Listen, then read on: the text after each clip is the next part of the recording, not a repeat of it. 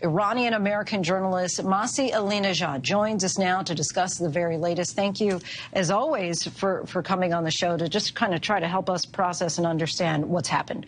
Because it seemed like yesterday there were declarations that there was victory, right? That the morality police have been disbanded. When you say the word victory, it just hurts me. Yeah. It hurts Iranians a lot. We were shocked when we saw the title of New York Times saying this is a victory. What kind of victory?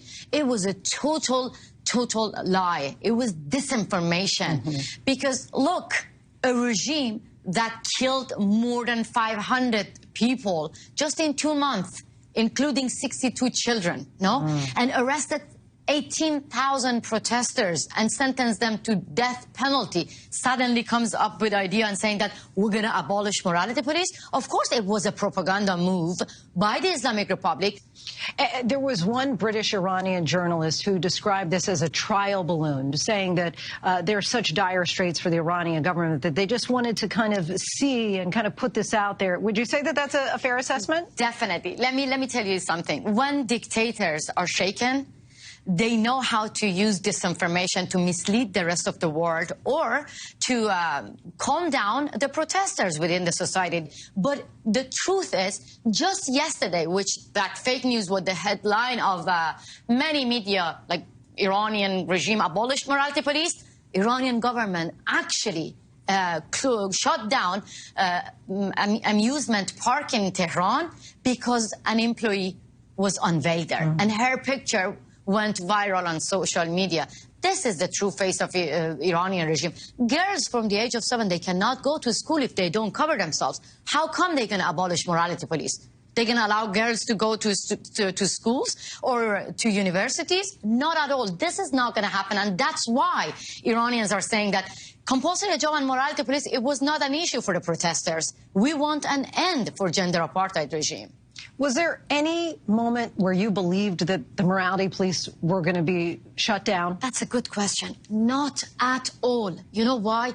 Because only 5 years ago, the headline of all the Western media was the same.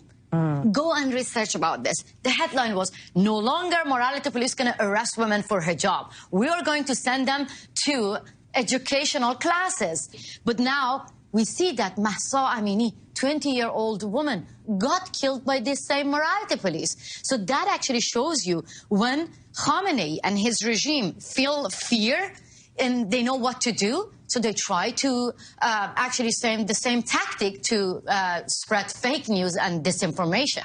Obviously, we know since September there have been these protests in Iran, right, for change. We see that the administration in Iran is under a lot of pressure. Is there anything that could happen to change their mind? That's what actually Iranian people now demand. Because unarmed people facing guns and bullets every day, saying no to Islamic Republic, and what can actually help the Islamic Republic to survive its nuclear deal.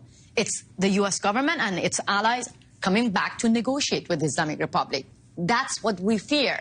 So now Iran and the people of Iran, they are ready to have a country without the Islamic Republic, and they call the Western leaders to isolate the Islamic Republic. You know, recently when Iran was welcomed to World Cup, guess what happened? Iranian people were celebrating the loss of national team. They were actually celebrating the victory of the U.S.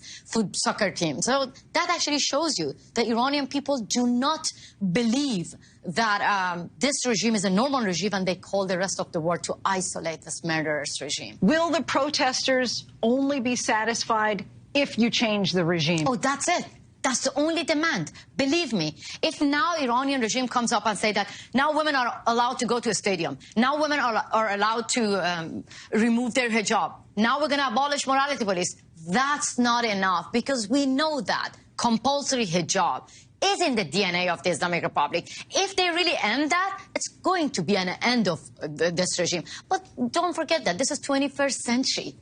We deserve to have a secular democratic country. We deserve to push back religion to people's home, and to have dignity, to have freedom. And that's why Iranians are furious when they see that in the West, people are saying that finally it's a victory, because it's not. Our victory is the day when the clerical regime is gone. And do you think that'll happen? It is happening. It is happening. What we see right now in Iran, it's the end. It's the end of the Islamic Republic. It's a marathon, but believe me, people have hope inside our heart. Masih Alinjad, we thank you so much. We want our viewers to know her book, The Wind in My Hair, is available wherever books are sold. Thank you so much for talking with us, as always. Thank you so much for not abandoning Iranian women.